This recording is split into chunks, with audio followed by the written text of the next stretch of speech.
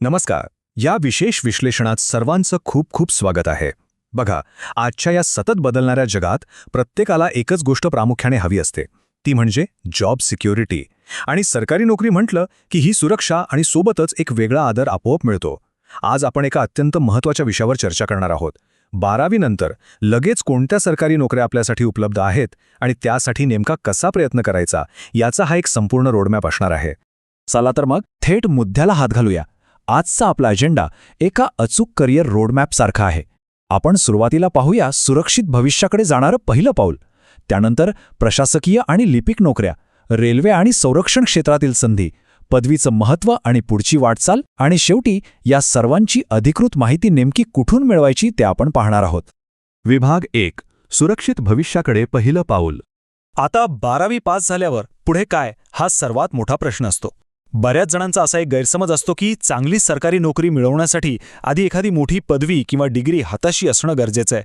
पण खरोखरच फक्त 12वीच्या बेसिसवर सरकारी नोकरी मिळवणं शक्य आहे का, हा एक मोठा प्रश्न आहे जो आपण आधी विचारात घेतला पाहिजे. आणि या प्रश्नाचं अगदी स्पष्ट उत्तर म्हणजे हो, हे 100% शक्य आहे.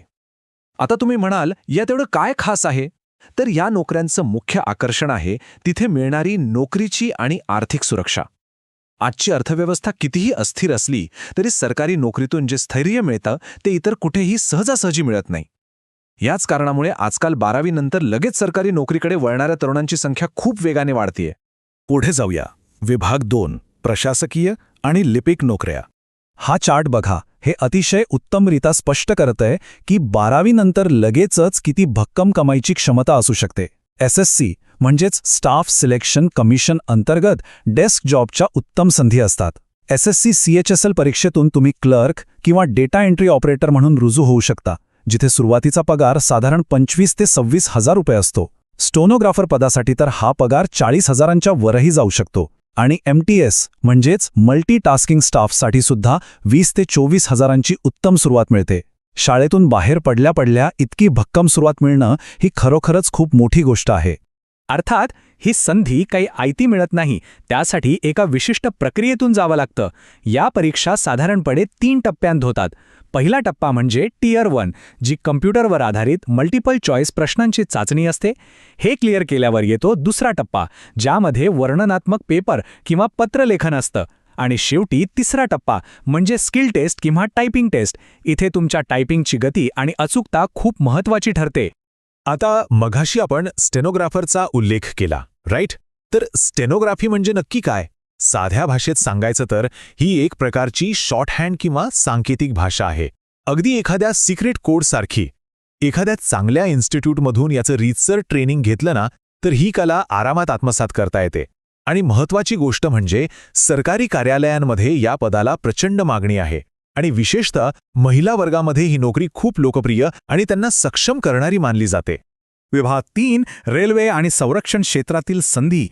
डेस्क जॉब्स तर आपण पाहिले, पण ज्यांना ऑफिसमध्ये बसून काम करण्यापेक्षा मैदानी काम आणि वर्दीचं जास्त आकर्षण आहे, त्यांच्यासाठी इकडे भव्य संधी वाट पाहत आहेत. भारतीय रेल्वे हा आपल्या देशातला सर्वात मोठा रोजगार देणारा विभाग आहे. रेल्वे रिक्रुटमेंट बोर्डाकडून म्हणजेच RRBकडून दरवर्षी हजारो पदांची भरती होते. यात NTPC अंतर्गत ज्युनियर क्लार्कसारखी पदे असतातच, पण त्यासोबतच ग्रुप D अंतर्गत ट्रॅकमॅन, हेल्पर आणि पॉइंट्समॅन यांसारख्या शारीरिक कष्टाच्या आणि अत्यंत महत्त्वाच्या पदांसाठीही मोठ्या प्रमाणावर भरती केली जाते. आता या संपूर्ण माहितीमधली सर्वात रंजक गोष्ट बघा. ही नावं CRPF, BSF, CISF ही केवळ नावं नाहीत बरं का, तर देशाच्या सुरक्षेचे भक्कम स्तंभ आहेत. SSC GD कॉन्स्टेबल या परीक्षेद्वारे थेट या केंद्रीय पोलीस दलांमध्ये प्रवेश मिळवता येतो. या संरक्षण क्षेत्रातील संधींचा आवाका प्रचंड मोठा आहे. पण एक गोष्ट कायम लक्षात ठेवा, इथे फक्त लेखी परीक्षा पास होऊन चालत नाही. अत्यंत कठीण अशा शारीरिक चाचण्या आणि वैद्यकीय तपासणीतून तुम्हाला यशस्वीरित्या पार पडावं लागतं. इथे उमेदवारांची खरी शारीरिक आणि मानसिक कसोटी लागते. वळूया विभाग 4 कडे, पदवी आणि पुढील वाटचाल. हे सगळं ऐकल्यावर कदाचित तुम्हाला वाटेल की चला 12वी नंतर नोकरी मिळाली म्हणजे आता शिक्षणाचा विषय संपला. पण थांबा, हाच तो टप्पा आहे जिथे अनेकांची मोठी चूक होते. नोकरी मिळवणं ही केवळ एक सुरुवात आहे, शेवट नाही. जर एखादा विद्यार्थी फक्त 12वी पासच राहिला तर त्याच्या करिअरचा आलेख एका ठराविक टप्प्यावर जाऊन थांबतो. खात्याअंतर्गत मिळणाऱ्या प्रमोशन्ससाठी खूप मर्यादा येतात. या उलट नोकरी करता करता जर डिस्टन्स एज्युकेशनद्वारे तुम्ही तुमची पदवी पूर्ण केली तर विभागीय परीक्षा देऊन अतिशय वेगाने प्रगती करता येते. थोडक्यात सांगायचं तर कमवा आणि शिका या फॉर्म्युलाचा वापर करून तुम्ही तुमचं भविष्य अधिक उज्ज्वल करू शकता. कारण पदवी मिळवणं ही एक प्रकारची सुवर्ण किल्लीच आहे. एकदा का डिग्री हातात आली की तुमच्यासाठी UPSC, MPSC यांसारख्या उच्चस्तरीय प्रशासकीय परीक्षांचे दरवाजे थेट खुले होतात. आणि सर्वात भारी गोष्ट म्हणजे सरकारी सेवेत 3 ते 4 वर्षांचा अनुभव गाठीशी असल्यावर विभागीय परीक्षा देऊन थेट मोठ्या पदावर जाण्याची संधी तुम्हाला मिळते. त्यामुळे जॉब करत असताना ग्रॅज्युएशन पूर्ण करणं हा खरोखरच एक स्मार्ट निर्णय ठरतो. आता शेवटचा विभाग, अधिकृत माहितीसाठी एम्प्लॉयमेंट न्यूज. आता आपण या विश्लेषणाच्या अगदी प्रॅक्टिकल टप्प्यावर आलोय. बघा, आजकाल सोशल मीडियावर चुकीच्या माहितीचा आणि फेक न्यूजचा अक्षरशः सुळसुळाट आहे.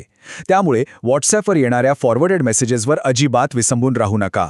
देशभरातील सरकारी नोकऱ्यांच्या 100% खऱ्या आणि अधिकृत माहितीसाठी तसंच अर्ज करण्याच्या तारखांसाठी फक्त आणि फक्त एम्प्लॉयमेंट न्यूज म्हणजेच रोजगार समाचार या साप्ताहिक वृत्तपत्राचाच आधार घ्या.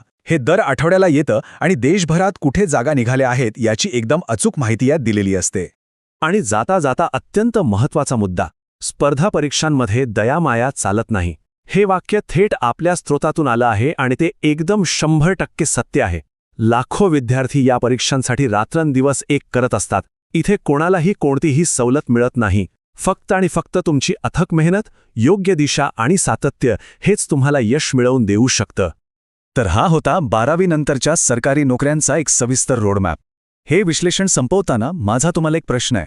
या सर्व माहितीच्या आधारे सुरक्षित भविष्याकडे जाण्यासाठी तुमचं लगेचच पुढचं पाऊल काय असणार आहे? आजच तयारीला सुरुवात करण्याची वेळ आली आहे ना? यावर नक्की विचार करा आणि तुमच्या ध्येयाच्या दिशेने वाटचाल सुरू करा.